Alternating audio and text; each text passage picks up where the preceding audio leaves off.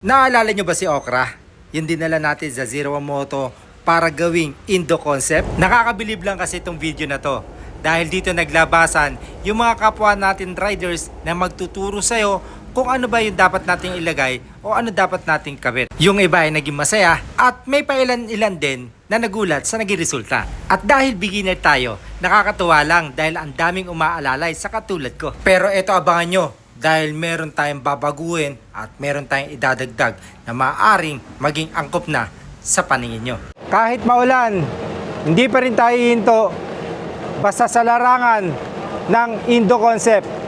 Kasama natin si Okra. Tanggalin yung mga stickers niyan kasi balak ko talaga yung malinis lang yung body niya. Ayoko masyadong maraming stickers. Ngayon, dadalhin ko ulit ito kay Boss Arch ng Zero One Moto. Salamat sa mga nagtuturo sa akin. Maraming salamat. At alam niyo yun, isa lang din naman ako sa mga nai-inspire sa iba. Kaya, ayun, gusto kong magkaroon din ng ganong concept. Next, yung isang motor na parating ko, gusto ko naman yun, yung street concept, yung parang street GP ba tawag din o MotoGP concept. Basta yun, hindi ko alam.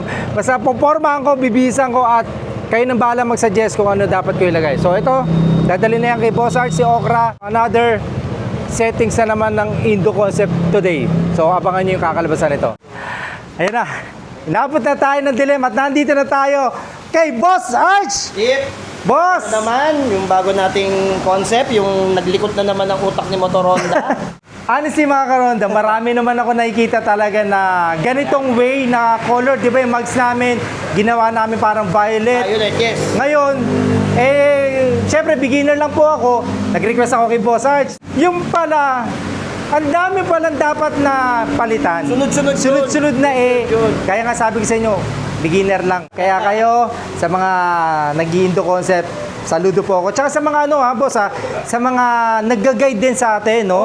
Ako, thank you. Ang daming magagandang comment doon na nakatulong sa build na to. Yes. Thank you.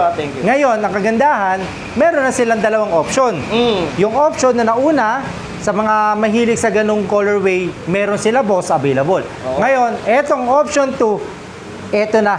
Tugma na to. Sigurado ka, boss? Oo. Eto na yung pinlano. Ito na, hindi na to chapsuy. Hindi na. Okra kasi pangalan eh. Kaya chinapsuy. yun, chapsuy. 1, 2, 3, go. Diba? Sa chip eh. Ayan sinasabi ko, boss. Diba? Antindi. So yun mga karonda, gusto ko ipakita sa inyo ang new look ng Indo concept natin na si Okra.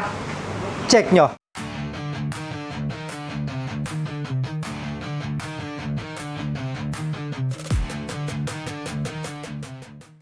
Color black na yung ating mugs na syempre kinumbina pa rin natin ng black na race power suspension. Ito pa rin yung dati. Yes. Ngayon, binago na natin, naging race power din na Star Max to na color black. Ito pa guys. Lika. Hey! Ayan. Tingnan nyo yung CNC swing arm natin. Itong CNC swing arm natin, Motaro po yan. Ayan, mas lalong pumogi. Bumagay siya rito sa block natin na pipe na race power din. Ayan, race power pipe din siya. Teka, Chip. Hoy! May kulang tayo. Ano, boss? May nabasa kasi ako sa comment, hindi raw bagay ito sa Indo. Okay. So wait natin. Parating na yung bubbler ng Billy from Indonesia. Indonesia? Yes, parating na siya. Silver, yun ang ipapalit natin. Ay, may silver nito. Yes. Yun. Para tumugma na rito. Oo. Yun abangan natin yung Indo concept na tambucho galing Indonesia. Doon talaga namin pinagawa, Chip. Ito pa isa sa napansin ko. Mas lumapit na tong gulong dito. Sa daliri na lang. Oo. So ito, naka magic lower to plus naka Fender fitment. ayun. Yung pala yung mga nababasa ko sa comment section na fender fitment. Oo. Yung gap dito, ayan Dikit. halos dikit na, pero yung iba talaga gusto nila sagad. Pero hindi na mapasok yung daliri guys May ano pa tayo, Chip. May naglagay pa tayo dito 1-inch play. 1-inch play. Ibig sabihin tumatalbog pa. Tumatalbog pa, naglalaro pa rin. Boss, ganito gusto ko boss, may mga ganito ka ready ka na para yung mga karonda natin pumunta rito na gusto nila mag ganito, fender fitment. Yes. Meron tayo. Actually, nakausap ko yung manager namin dito. Ang suggestion nila, magkakaroon kami ng ad swap.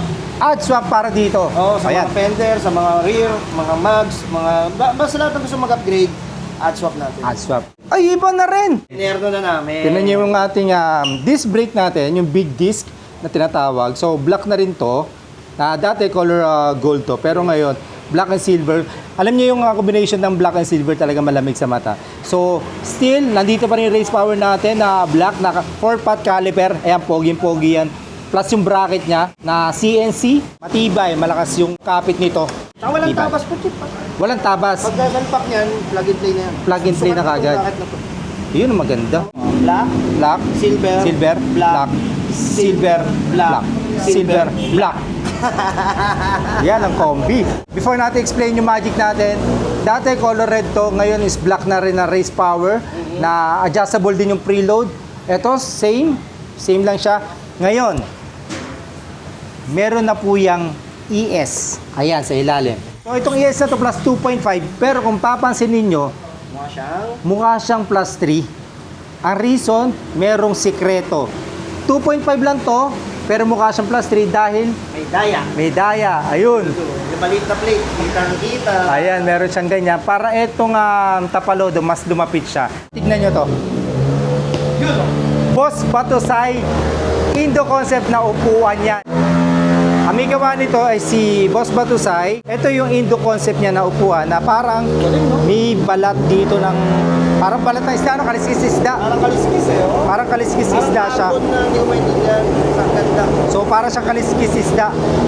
Thank you, Boss Batusay. Ito si Boss Batusay, pinadalan tayo na upuan. Pero, syempre, Boss, pakita natin to na nakalapag. Sa mga nagtatanong, Sir, ano ba itsura niyan, Sir? Kapag hindi ganyan yung tindigan. So, Boss, baka may stock tayo na meron? Jack, kunin mo. Halika, pasok natin. So, ito yung difference silang dalawa.